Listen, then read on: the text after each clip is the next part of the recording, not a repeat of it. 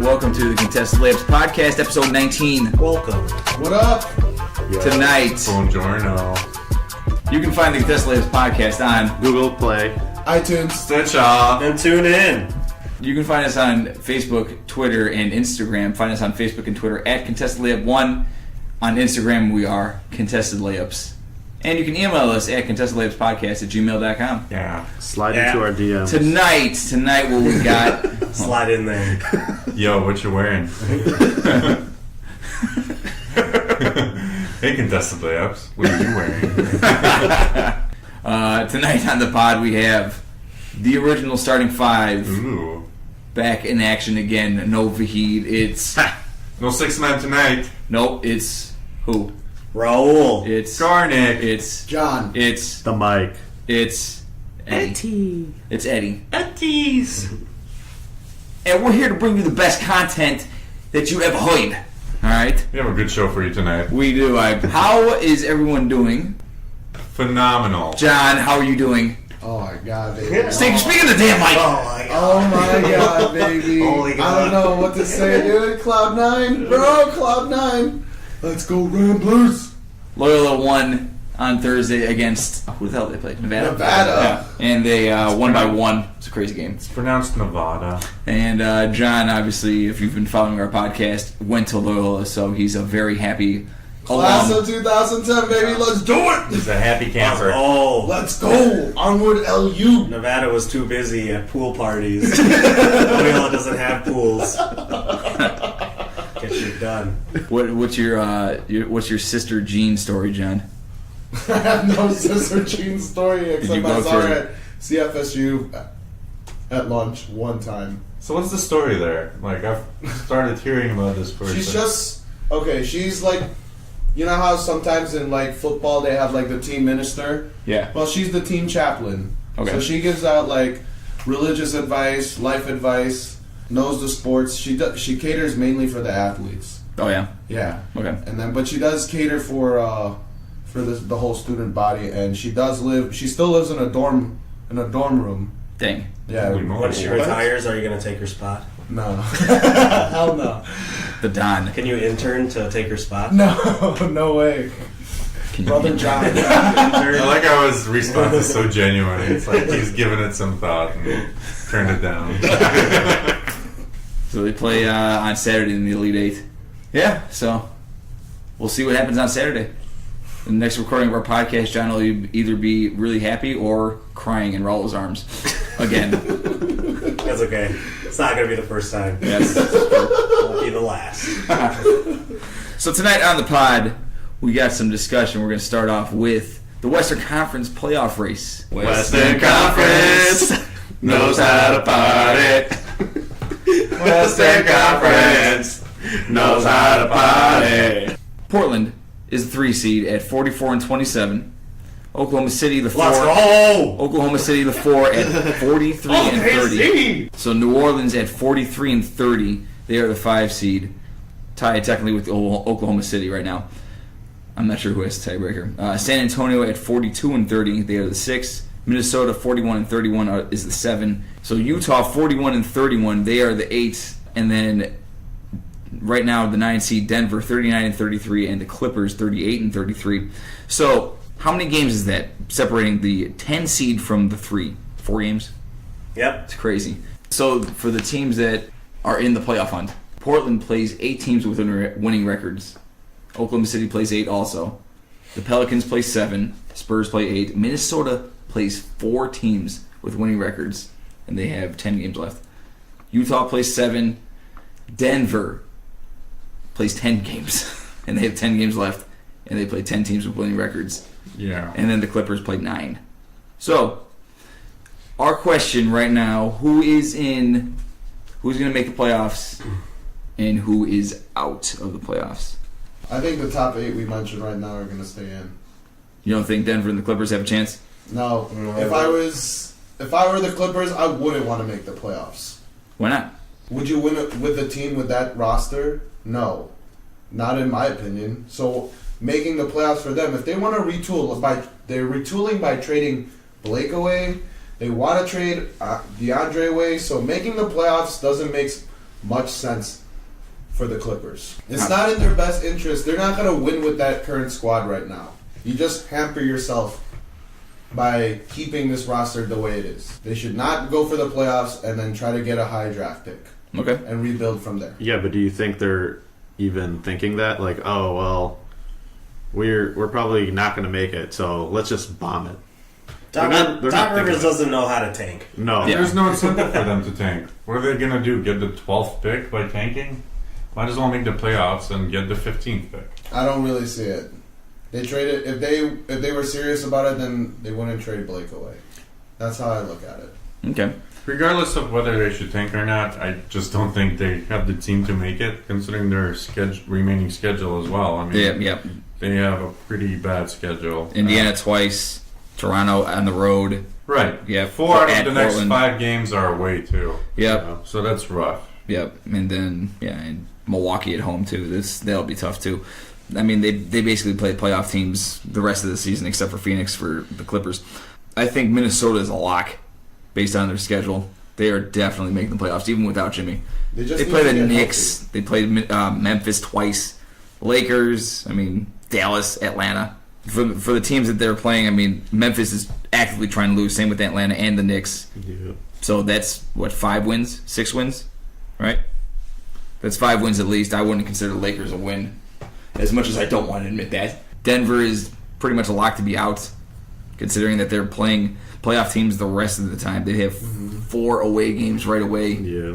Washington, Philadelphia, at Toronto, and at Oklahoma City. Every team there is in playoff contention. So I think Denver's basically out. But the Clippers are the one team that could sneak in. I don't know what team would be out though. Out of these 8. I don't think Denver or Clippers sneak in there because I just don't feel that Denver is ready to get there yet. Their team, although they have a pretty decent record right now, I just don't think they're ready.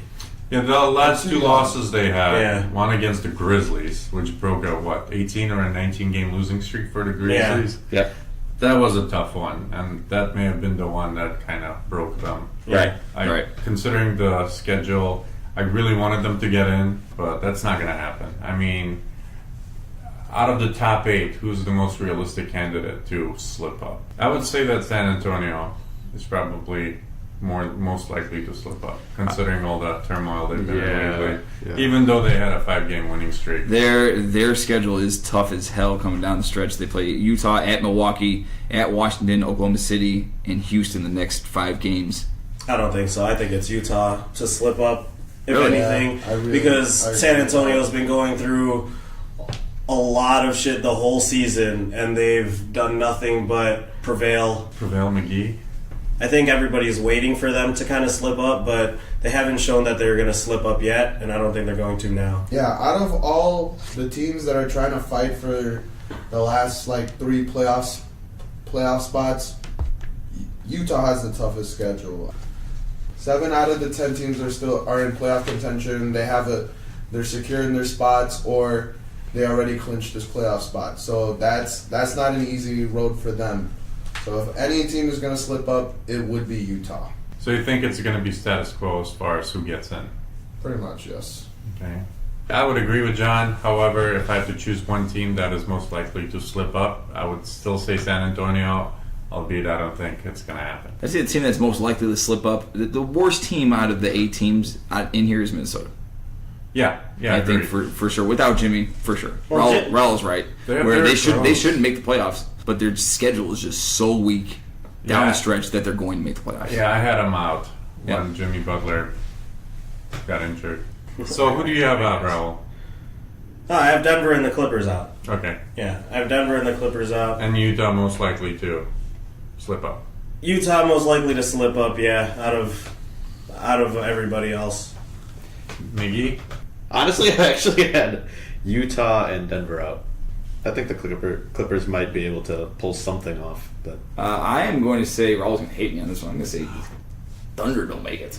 So what is this guy? This is a great segue to What the fuck? Well, what? I don't know, man. Their schedule's tough too. I will give you that. I can see your point. I mean, the next 8 games are against, like, Murderers Row. Yeah, very difficult schedule coming up, especially in Denver. I mean, you can never take Denver lightly. They put up 135 points on the Bulls yesterday. But and at Houston, at the Spurs, at the Pelicans. Easy. That Pelicans game is going to be the most important game of the year for both Easy. teams. All these are easy. Oh, Golden State and Houston back-to-back. Yep. Jeez. So I'm going with the Thunder out of the playoffs. Portland is the last 4 out of the last 5 games on the road. Those are going to determine their seeding and where they're at. But fortunately, they played Memphis twice in there, so those will be 2 pretty much easy wins. but in terms of being in or out, they're still going to be in. Portland's going to be in, yeah. But I think Oklahoma City actually misses it. I'm being honest here. How are you? What? Okay.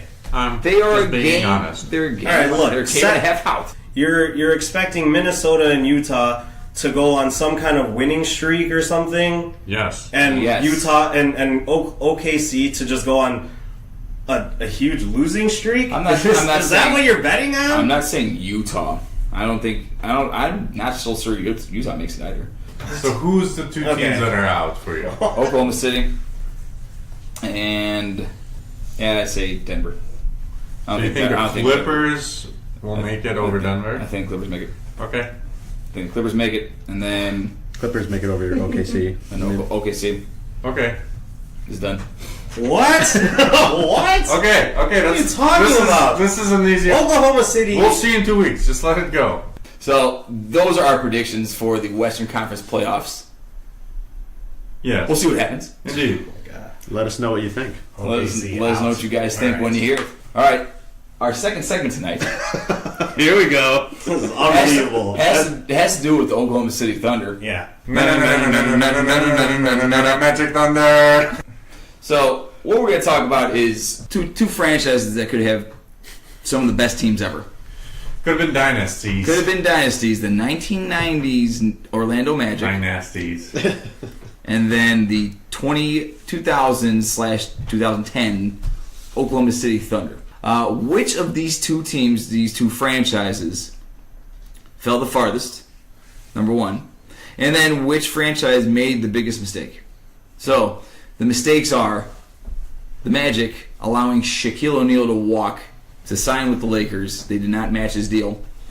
And then Harden was traded to Houston with Cole Aldrich, Daquan Cook, and Lazar Hayward for Jeremy Lamb, Kevin Martin, and a 2013 first and second round pick, and a 2014 first round pick, which wound up being Steven Adams, Alex Abrinas, and Mitch McGarry. So, which franchise fell the furthest, and which franchise made the biggest mistake? Orlando both fell the furthest and made the biggest mistake. Simply because they let Shaq walk. And clearly look what Shaq did throughout his career. They fell the furthest from grace, and they made the biggest mistake by letting Shaq walk. Who fell the furthest? I think OKC. They never really made it all the way to the championship. I mean, they got there, kept on falling on their face, and it just never really panned out. So, and I kind of blame Russell Westbrook on that. He turned the ball over all the time.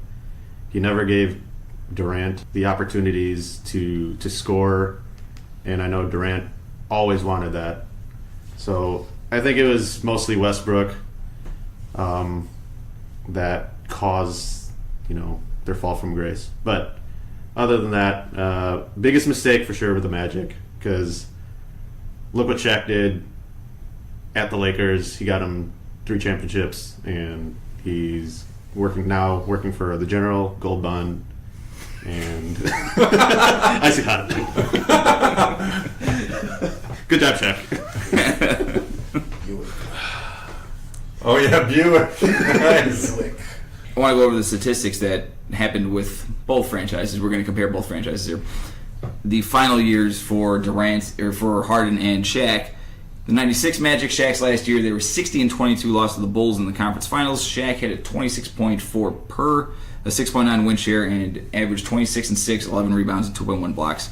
Penny Hardaway had a 24.6 per, a 14.4 win share, accounted for 14 wins, at 21.7 points a game, 7.1 assists, and 2.8 turnovers.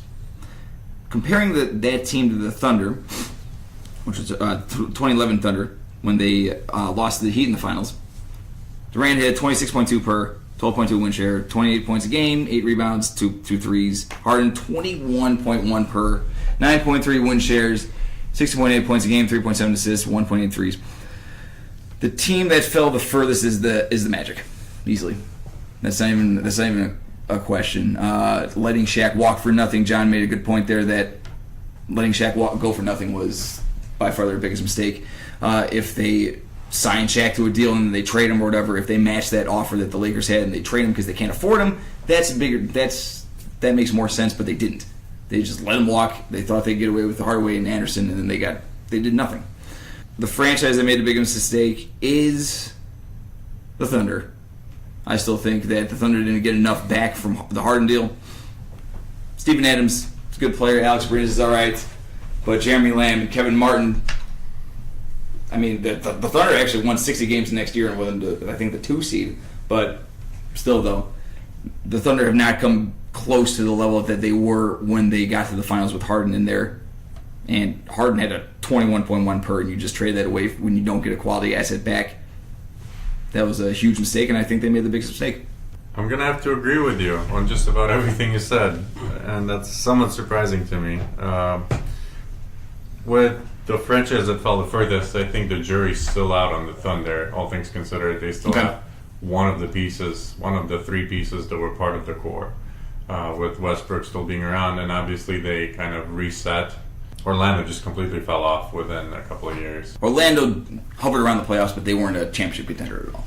Right, yeah. Right. The only difference there is that the Thunder kind of went all in this year with the Paul George trade and the Melo acquisition. Melo's still going to be around next year, but Paul George is, I would say, more than 60% likely to leave. Yeah. That's why it's an easy answer for me with Orlando, because we've established that once Paul George leaves, which will happen, the Thunder will still be decent.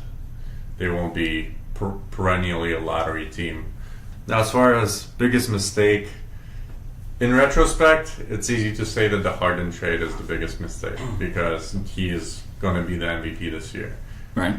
I can kind of appreciate what they were trying to do at the time, though. I mean, he was their 6th man. He was a very efficient 6th man. I don't think they knew that he was going to end up being an MVP at one point. They didn't. No. There's no way they Exactly. knew. Which is why they made that trade. And at the time, I thought the return was okay. At this point, it just looks like they got pennies on the dollar, which is why they appear more foolish than Orlando did, because $120 million at the time was a lot of money, you know? Yeah, it was a record-setting deal. Right. He was a restricted free agent. Orlando's not the type of market that can set the market. Right. You know? So they just couldn't afford him. Yeah. So, all right, now the big reveal who we're waiting on for his opinion, Raul. If you want to talk about who had the biggest fall from grace, it's the Magic. As far as who made the bigger mistake, or I guess if that's what you're asking, is I also think the Magic also. Because during that time, the Magic, they let Shaq walk. The offer that they originally offered him was like $60 million for like 3 years. It was It was super low ball Compared to what he got. Yeah, he sees Alonzo Mourning signing a $100 million contract. He sees Juwan Howard signing a $100 million contract, and he's like, "Yo, I'm way better than these guys. Okay. Why am I getting? These guys are offering me $60 million." The Magic the whole time were trying to get Shaq to accept that offer. They were telling him all sorts of crazy things. They were saying, they were kind of antagonizing him for a little while because they're saying, "Oh, you know what? Yeah, you're pretty good, but we think you're only worth this. We think you're only worth this amount because you only do this for us." They weren't sucking his dick, which is what they should have been doing, Okay. and cupping the balls. They should have been doing all that shit. Okay. And they weren't, and they just weren't. They were saying, "Oh, you know what? Your defense is, or you know, like your rebounding needs to get better. Your free throws need to get better." They were just insulting him basically every time. And then obviously when the Lakers came in and offered him that, they tried doing all they can to try to get him back. You know, obviously he wasn't Jordan at the time, but he was definitely like the next big superstar. And we all know where the Magic are now and where they were before they made the finals with Dwight Howard. They definitely fell the most. You can't blame the Thunder for what they did because at the time, like Garnick said, James Harden was the sixth man. They just signed Serge Ibaka to a contract extension. Okay. They had their money tied up in Kevin Durant and Russell Westbrook, and then also giving a little bit of money to Kendrick Perkins. You can only gauge so much. You have to think with this James Harden situation. Now, the Thunder did make James Harden an offer. They offered James Harden 45. So they lowballed him too. Yeah, they lowballed him. James Harden was asking for $60 million for a contract extension over, I think, 3 years. They were willing to offer him $55 million over 3 years, and he said no. You know, like, and I think that kind of tells you that James Harden, similarly to Shaq, wanted to get paid. When you're in that position during that time, you're thinking, man, is this sixth man really worth $60 million? I don't care who your sixth man was. Ain't no sixth man getting paid $60 million. The thing that made it not really work out was the fact that Jeremy Lamb didn't pan out. You know, like they were relying on Jeremy Lamb to be a 6'5" wing player, athletic. He could shoot the ball. Like, Yeah. They were expecting him to be James Harden-esque almost. It's one thing if you trade Harden before he becomes MVP James Harden. It's another thing if you don't get that pristine asset in return. They did not get that. But even when the deal was made, Jeremy Lamb wasn't a great asset or anything. I mean, he looked like he was going to be a nice player. But if you traded for, at the time, it was 2012, right, when they made the deal? So yeah, but it was but October like I 2012. said, If you trade for, I don't know, if you trade for the Pelicans for Anthony Davis, I mean, I don't know. No, Well, that's think about not gonna it happen. think about it in these terms. If you already have Westbrook and Durant, you don't really need a third 30-point Yeah. scorer. They just made it to the finals and they lost that I understand, I but understand. I think if you're Sam Presti, you look at guys like James Harden, Kevin Durant, Westbrook, and you have to bet on. If you're not betting one against the other, or you're betting on two of them, you know, like you kind of. He made his choice. He bet on Westbrook and Durant. You know, I think there was a part of Sam Presti that was kind of scared. I think he was kind of worried that those three egos wouldn't mesh well together, and that wouldn't bode well for their team. I honestly think that went into the decision a lot more than what people think, because if you look at the way James Harden found his success, he didn't really find the success that he has now until it became his team, until he was running the show. The reason, for me, in my opinion, the reason why you guys can make that argument as to why OKC fell from grace, simply put, is that after the Harden trade, they still had Serge Ibaka. So why couldn't you form a younger, more athletic big three to challenge LeBron and the Heat at that time? Yeah. I think they did. They relied too heavily on Durant and Westbrook. Durant and Westbrook, and didn't use Serge Ibaka as a safety valve, somebody in the post where you can just let him be athletic and dunk on somebody. Well, that was both ends of the floor. That was kind of the perfect situation when Harden was there. Was that with Harden and Westbrook and Durant and Ibaka on the floor at the same time? That's an unguardable team. Yeah. Raul just mentioned this briefly, but we have to appreciate the fact that both of those teams don't have the same amount of bullets that Mitch Kupchak had, for instance. For the Lakers, yeah. They could afford to go over the salary cap, the soft salary cap, hit the hard cap, and then pay taxes. Right. The luxury tax. Right. That's what LA is. That's what they do. You know, Oklahoma was never going to do that, so that's why they had to get rid of Harden. Same thing with Orlando. This is 22 years ago. The soft cap, at least, was 26 mil. And if you're going to commit, however much, 18 mil a year to Shaq, I think it just looks worse for Oklahoma just because there were 3 generational talents on the same team, and it happened kind of naturally. They were all drafted by the same and they all came up together. They all came up together. They're all MVPs. I mean, it's safe to say at this point that they will all have MVPs. Can I just say this as an argument for why I said OKC kind of fell furthest? Just to the fact that they had basically a big 3. It was a bigger 3 than Miami. Yeah. It would have been, and they still for 2-3 years they'd always get pretty far, and then they would just not make it. Right. And it's still the same thing. So their baseline. So I see it as like they have a really high baseline compared to the Magic, even when Shaq was there. I mean, Orlando was good, but they weren't like the best. Once Shaq was gone, they were kind of nothing. Yeah. So their baseline didn't fall as far as, say, Oklahoma right now, because I don't think they're gonna make it at all. Like this year. This year. Oh wow! Did you switch your answer just now? Or well, I mean, I know they'll make it to the playoffs, but I don't think they'll ever make it to the championship. I have a question for Raul. It's a very important question. Go on. What do you think happens with Paul George this offseason? Where do you think he ends up? Personally, I think he stays. What if he doesn't? What happens to the Thunder? To me, it's not really that big of a deal because without Paul George, they've shown they can make the playoffs with a way worse team. It's not about making the playoffs, though. I think we can all agree on that. I know, but I mean, like the success is still there. Like you have enough talent there to be competitive. I mean, as far as like winning a championship, it's hard, dude. It's hard to win a championship. Then that's like, man. You made it to the finals with that 3. I understand that Ibaka got signed to an extension, but still, you had at least one more year to give it another go. If you win a championship with Harden, with Westbrook, with Durant, with Ibaka, all on the same team, which I don't know if it was a given for the 2012-2013 season, but it was damn close. I mean, you don't know what happens. The Spurs were good that year, and Miami obviously won it that year. Yeah, so you knew what you were going to go up against that specific year. Yeah. I see your point, but it would have been the same team.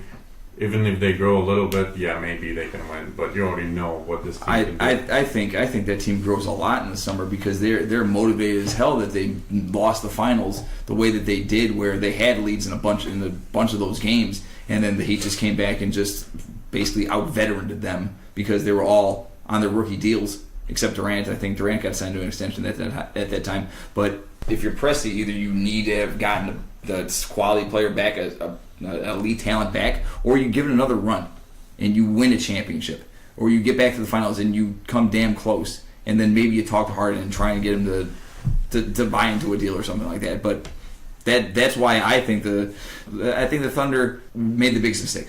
I think it's important to consider the salary cap situation back then. We obviously discussed what the salary cap was, but the environment, I think it's comparable to MLB today. If you think about Kansas City, they won a ship and they didn't re-sign anyone this specific offseason. Right, yeah. They had to blow it up. They had to blow it up because they just couldn't afford the talent that they developed. As simple as that. Small market teams, their ceiling is much lower as far as money.